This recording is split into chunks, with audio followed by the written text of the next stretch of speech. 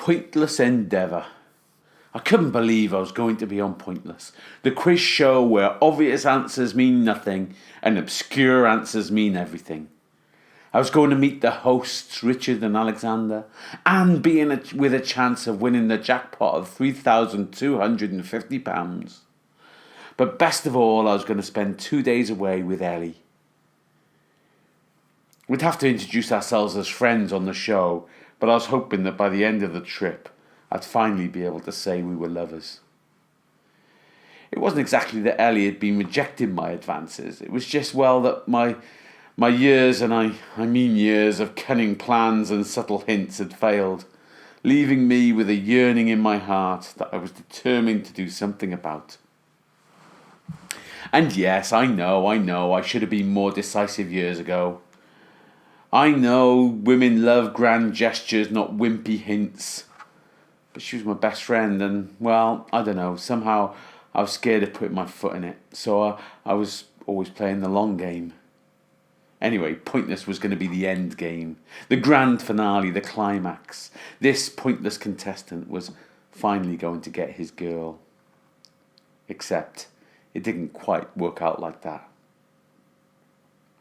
One of our fellow contestants was a recently qualified vet from London, and as soon as I saw him, I knew he was exactly Ellie's type. And as soon as he saw Ellie, he knew she was his. It was like they were two magnets being pulled together. He said hello, and I could feel Ellie's knees go weak.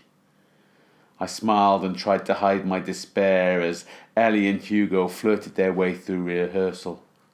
Even Richard Osman suggested they should get a room at one stage. This was turning into a nightmare. It was time for the record. I had to put on my best smile, pretend none of this was happening. I couldn't look like a sulky teenager on national TV. The floor manager gathered us together, but Ellie and Hugo were missing. It was like that song.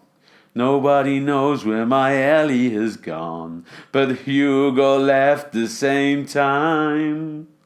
Why was she flirting with him when she's supposed to be mine?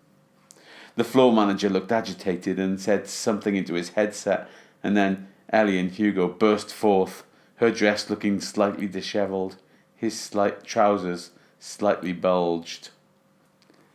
The music faded away, the lights came on, Alexander Armstrong did his normal introduction, and it was time to meet the contestants.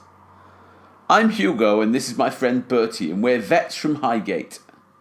Ellie blushed as Hugo spoke. The camera panned to me. I'm Archie, and this is Ellie, and we were friends from Cardiff, I said, wondering if anyone would notice the past tense or the tear falling down my face. I didn't mean to cry. I just guess it was all those years of hope unravelling. It wasn't her fault. I'd been a spineless fool and was paying the price.